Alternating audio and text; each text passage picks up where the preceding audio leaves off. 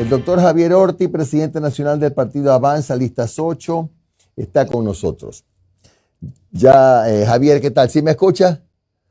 ¿Cómo hace publicidad?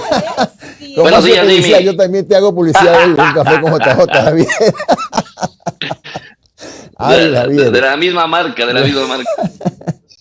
Bueno, ¿sí me escuchas, Javier? Sí me escuchas, ¿verdad? Sí, sí, Ya, totalmente. correcto. ¿Se me escucha a mí? Perfectamente. Javier, a ver, hay un grupo de independientes asambleístas que han querido, por cierto, pues formar una especie de frente. Entiendo que todavía no lo han logrado. No alcanzan a ser bancada, pero son 7, 8 No. votos importantes. Son 7 u 8 votos importantes. La pregunta es, Avanza, los aliados, ¿qué posición van a tomar respecto del incremento del IVA que ha sido propuesto por el gobierno? Bueno, yo puedo hablar por Avanza. Puedo hablar por Correcto, Avanza. correcto. Si bien es cierto, tengo una comunicación muy fluida con nuestros asambleístas, tanto Lucía Pozo como Pedro Velasco. El último, Pedro Velasco, conforma la Comisión de Desarrollo Económico, en donde se tramita el tema de la ley que por supuesto vamos a tratar el día de hoy. Y por supuesto también me han mencionado sobre la posibilidad de la unificación de varios criterios de varios asambleístas sueltos, ¿no? De varias tendencias políticas, ¿no? Y me parece eso positivo porque estos asambleístas, al no estar alineados a una mayoría que inicialmente se conformó y demás, tienen mayor libertad para expresar lo que a su criterio es lo importante dentro del tratamiento de esta ley, la cual ya fue tratada en el debate del primer informe el día sábado y creo que va a ser tratada, si no es hoy, el día de mañana. Entonces, está por buen camino esa situación y unificar los criterios de alrededor de 8 o 9 asambleístas y, por supuesto, llevar las posturas de las diferentes organizaciones políticas que conforman esta agrupación.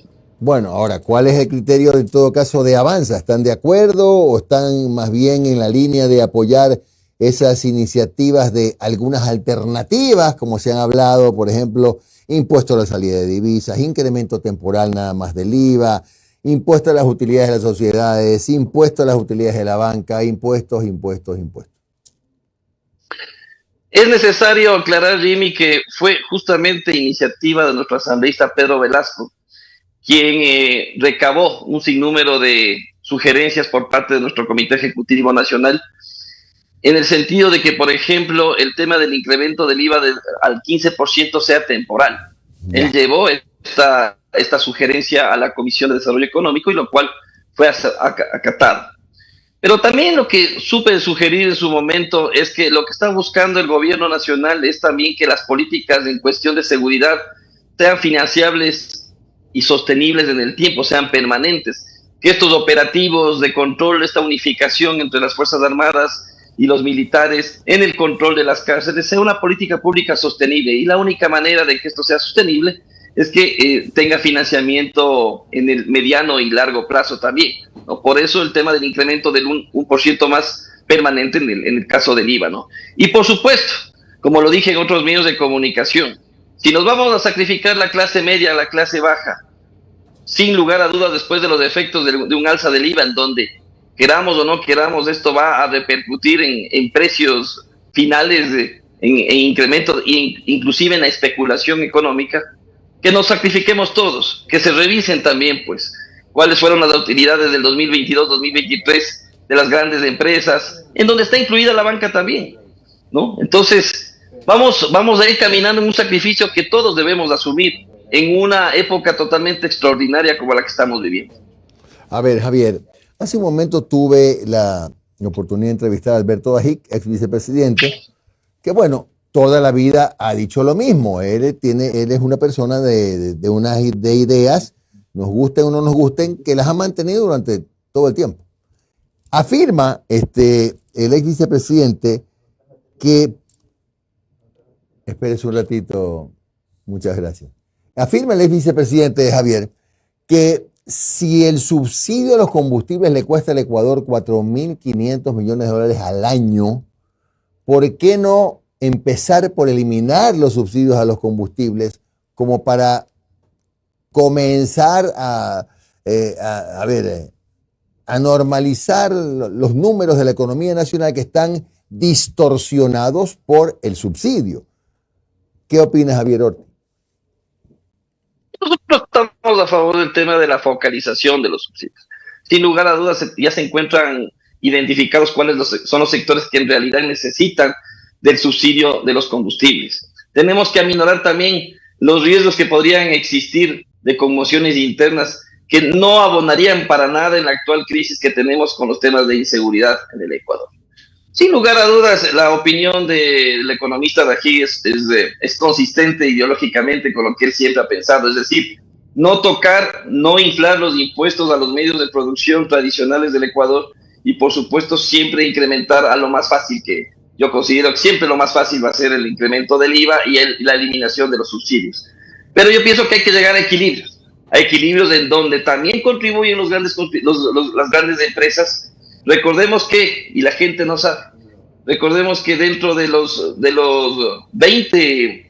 20 empresas que más utilidades registraron en el año 2023, la banca recién aparece en el puesto séptimo. Es decir, no es un tema solo de la banca, es un tema de absolutamente todas las empresas que han registrado grandes utilidades y se les está pidiendo una contribución extraordinaria, me parece que de 2 años, sobre las utilidades que han percibido los últimos años. No se está grabando un impuesto permanente para las utilidades de las empresas. Es decir, ¿consideras que hay alternativas que podrían de alguna manera evitar la eliminación de los subsidios?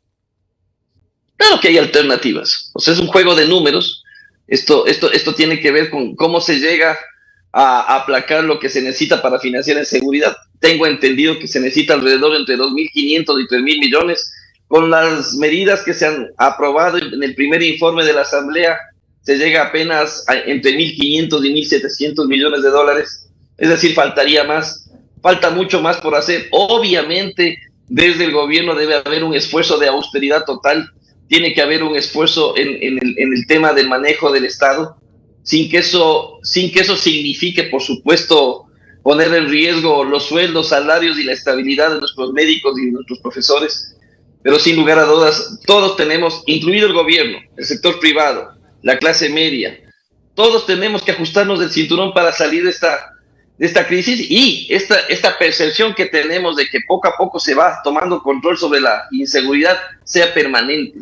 Esa es la idea de lo que los legisladores, en este caso de Avanza, están llevando tanto a la comisión como al pleno en esta semana. Uh-huh.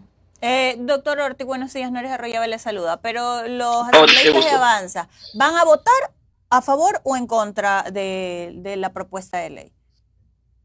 Bueno, tengo entendido que ya en la votación de la comisión, en el primer informe, ya nuestro asambleísta votó a favor, ¿no? Y tengo entendido que habrá una decisión conjunta entre nuestros dos legisladores, así que nosotros hemos decidido como partido político respaldar la decisión que ellos tomen, y si esa es la decisión, pues la respaldaremos totalmente. Lo que les hemos pedido es que esa decisión sea argumentada y, por supuesto, con todo el respaldo técnico y económico para sustentarlo durante el tiempo. Uh-huh.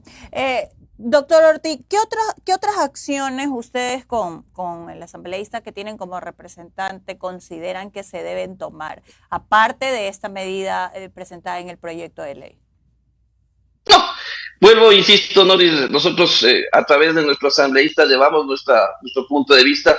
Para nosotros era importante fijar la temporalidad que ha sido tomada en cuenta. Esta temporalidad, que el incremento no sea permanente, al 15% me refiero, sino que sea extraordinario, es decir, que no pase de los 2 años, y que por supuesto se revisen las utilidades gradualmente de las empresas que más utilidades han reportado en los últimos 2 años. Y esas observaciones ya han sido tomadas en cuenta en el primer informe, y esa ha sido la contribución de nuestro partido político. Y en el debate se está hablando mucho, y lo dijo el economista Rajig, el tema del subsidio a la seguridad social, que evidentemente eso se traduce en tocar a los jubilados. ¿Ustedes cuál sería su posición al respecto cuando ya se lleve este debate en profundidad? Nosotros siempre vamos a estar en el camino de fortalecer y respetar y, por supuesto, defender todo lo que tenga que ver con los afiliados y jubilados del IES. No se debe tocar eso. La seguridad social es lo único sostenible que tiene la clase media y la clase más desprotegida del país. Por lo tanto, en lugar de estar pensando en quitar subsidios a la seguridad social, se tiene que ir pensando en ir pagando poco a poco la deuda que debe transformarse en la sostenibilidad del sistema de seguridad social. Eso para nosotros no es negociable. El tema de la seguridad social para nosotros tiene que ir hacia la construcción de un sistema mucho más sostenible y que, por supuesto, beneficie a la gran cantidad de ecuatorianos. Javier, y usted, ya se viene un año preelectoral. ¿Ustedes como Avanza están ya revisando cuadros o piensan apoyar a algún candidato presidencial que ya haya dicho que tiene interés en correr en esas próximas elecciones? Estamos revisando, estamos ya debatiendo sobre este tema. Nuestro partido político claramente tiene dos salidas. La una, presentar un candidato propio con consistencia ideológica que represente los anhelos y el plan de gobierno que tenemos como partido político, y la otra es que conformemos una gran alianza, una gran unidad, en donde en común acuerdo consideremos a un candidato presidencial. Ha sido público y notorio que hemos recibido invitaciones de varios precandidatos a la presidencia, invitaciones de varias organizaciones políticas a formar parte de alianzas, e inclusive invitaciones de varias organizaciones, de hecho, que no necesariamente son partidos, en donde nos proponen unidades y demás. Nosotros estamos analizando cada una de estas posibilidades sin perder de vista realmente lo que necesita el país, pero por supuesto que como partido político ya estamos totalmente preocupados de lo que puede ser el 2025 y cuál va a ser nuestro rol y nuestra participación para las futuras elecciones. Gracias al doctor Javier Orti, presidente nacional del partido Avanza Listas 8. Javier, un abrazo. Gracias, Jimmy. Salud. Chao.